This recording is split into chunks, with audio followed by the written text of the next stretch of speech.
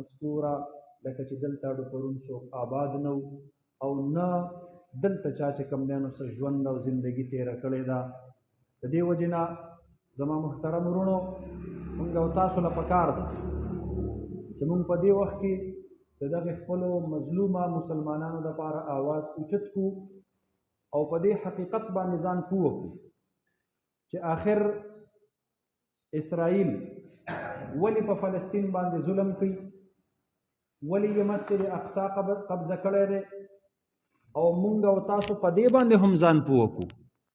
چې مونږ ولې اسرائیل نه تسلیمو، مونږ ولې د فلسطین حمایت کوو، ملګرتیا کوو. لږ کو د تاریخ صفحې ورواړوئ.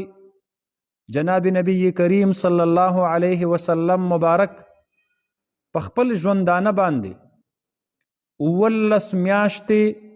دغه مسجد اقصا او بیت المقدس طرف ته مونځ کړی دی. کوم مسجد اقصا قبله اول د مسلمانانو چې نن د یهودیانو په لاس کې دی او په قبضه کې دی. او بیا جناب نبی کریم صلی الله علیه وسلم یو ډیر لوی ارمان کړی، فرمایلی وو کو زه کال له ژوندی پاتې شومه لاخرجن اليهود والنصارى من جزیرة العرب، زه به د عربو د خاورې نه د یهودیانو او د عیسایانو ریاستی قوت ختمومه، کو انفرادي طور دلته د ذمي په شکل پاتې کیږي نو خیر دی. د دې په لاس کې به قوت نه وي، د دې په لاس کې به طاقت او اختیار نه وي. او هغه وصیت د جناب نبی کریم صلی الله علیه وسلم مطابق حضرت عمر رضی الله عنه ابو عبیده ابن جراح رضی الله عنه په قیادت کې د 30,000 صحابه کرامو د مجاهدینو یو لخکر ورواستولو، او چې کله مسجد اقصا د صلیبیانو د لاس نه آزاد کو نو هغه وخت کې د عیسایانو صلیبیانو مشر حضرت ابو عبیده ابن جراح رضی الله عنه ته وویل چې مسجد اقصا ډیر لوی امانت دی، د دې چابیانې تاله نشم درکولی، خپل امیر المؤمنین را وغواړه. حضرت عمر رضی الله عنه د مسجد اقصا د چابیانو د حاصلولو دپاره د مدینې طیبې نه راځي او تقریبا 1400 میله فاصله توی کوي او فلسطین ته راځي، او هغه د مسجد اقصا چابیانې هغه امت مسلمه ته حواله کوي. خلفای راشدینو دور تیر شو، خلفای عباسیه و دور تیر شو، خلفای امویه و دور تیر شو. دی کې په یو زمانه کې په مصر کې فاطمی حکومت و، په هغې باندې د شیعګانو اثر و. هغوی د فلسطین او د شام د حکومت سره د بغض او د عناد په خاطر باندې عیسایانو له دعوت ورکو چې راشئ او په فلسطین حمله وکئ او مسجد اقصا د مسلمانانو نه واخلئ، مونږ به ملاتړي یو، ملګري به م یو. هغه وخت کې سن 1088 کې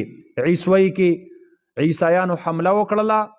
او د مصر فاطمی حکومت ورسره مرسته او ملګرتیا وکړله او مسجد اقصا د مسلمانانو د لاس نه واخیستلو. خو اخیستلو سره چې کله عیسائی سپاسالار مسجد اقصا ته ور داخلېدلو او د فتح اعلان کو، تاریخ لیکلی دی اس یې د مسلمانانو په وینو کې تر زنګانه پورې ډوب ولاړ و او اعلان یې وکړو لاړ شئ د مسجد اقصا په ګنبد باندې صلیب لټکاو کوي، د عیسایت د فتح اعلان وکئ او بیا د مسلمانانو د پیغمبر صلی الله علیه وسلم قبر ته پیغام ورسوي چې اے محمد صلی الله علیه وسلم نن ستا د بچو نه مونږ قبله اول قبضه کو. دا د مسلمانانو دپاره د لوی شکست ورځ وه. سلطان نور الدین زنگی رحمت الله علیه په هغه وخت کې د حرمینو بادشاهو خبر چې ورته ور ورسېدلو نو خوب یې د شپې وتښتېدلو او د ډیر خفګان د وجې نه هغه ته د زړه دوره وشوله. البته لښکر یې برابر کړی و د فلسطین د فتح کولو دپاره. سلطان صلاح الدین ایوبی رحمت الله علیه چې کله د هغه په ځای باندې راغی او هغه په فلسطین د آزادولو د مسجد اقصا د امانت ترلاسه کولو دپاره جهاد شروع کو نو بالآخر فتح یاب شو. او د اسلام د امن فلسفې ته ګوره، کوم بیت المقدس یې چې زمونږ د وینو نه ډک کړی و د هغې صحن هغه بیت المقدس چې کله سلطان صلاح الدین ایوبي ازادو یوه ساس کې وینه پکې چا توی نه کړلی شوله عام د معافی اعلان وکړو او دای وویل چې ټولو صلیبي افواجو ته مو معافي کړې ده مونږ ته خپل امانت میلاو شو لاړ د مسجد اقصا د منارو نه صلیب ښکته رارتاو کو او بیا په اذان خانه کې ودرېدلو او د فتح اذانونه یې ورکړل دا د مسلمانانو دپاره د خوشحالۍ ورځ وه صرف 80 کاله په مسجد اقصا د غلامۍ تیر شو 1180 کې دوباره د مسلمانانو لاس ته ورغی هغې نه وروستو مسلسل مسجد اقصا دا د مسلمانانو په لاس کې خلافت عثمانیه هغه پې تیر شو هغه د صدو خلافت عثمانیه هغوی مسجد اقصا داسې ونازو داسې د هغې چوکیداري او پهرداري وکړله څنګه چې په کعبة الله باندې کړې وه څنګه چې مسجد حرام باندې کړې وه څنګه چې مسجد نبوي باندې کړې وه رونو یاد ساتئ مسجد اقصا دا د مسلمان دی مسجد اقصا د مسلمانانو قبله اول ده مسجد اقصا د مسلمانانو ننګ او غیرت دی مسجد اقصا د مسلمان خاوره ده په کومه خاوره چې نبی علیه السلام قدم کې ښودلی دی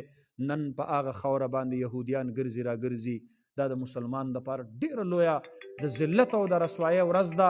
د دې وجې نه زما محترم ورونو مونږ او تاسو له پکار ده چې د خپل تاریخ نه ځان خبر کو سن 1899 کې یهودیانو ځان له چې کم دی نو یو تنظیم جوړ کو انټرنیشنل زاینسټ موومنټ په نوم باندې بین الاقوامي صهیوني تحریک په نوم باندې او په هغې کې خپل مشر وټاکو چندی وکړله 2.5 میلیونه روپۍ په هغه وخت کې د هغه وخت کرنسي او بیا یې د ترکو بادشاه سلطان عبدالحمید ته خط ولیکلو چې که په فلسطین کې راله د کورونو د جوړولو اجازت راکې نو موږ به تاله 2.5 میلیونه روپۍ درکو سلطان عبدالحمید ورته په جواب کې داسې خط لیکلی دی زه وایم چې دا خط مې د 50 ملکونو اسلامي ملکونو حکمرانانو ته په غاړه کې ور واچولی ورته وایي وی ته د نبی علیه السلام د خپو خاورې دا زمانه په پیسو اخیستل غواړې نو لا په دنیا کې داسې کرنسي او داسې نوټ نه دی جوړ شوی چې د مدینې د جانان د خپو خاورې به قیمت کی او زه به یې ورله ورکمه دا سوال نه پیدا کیږي هغې نه تناو شروع شو یهودیان لاړل په پهلی جنگ عظیم کې د برطانیې مرسته یې وکړله هټلر پې را وګرځېدلو 80 لکه یهودیان یې مردار کړله قتل یې کړله نسل کشي ورله وکړله هغې ته هولوکاسټ ویلی کیږي په خپله باندې هټلر عیسایي و هغه مسلمان نه دا یهودیان کو قتل کړي دي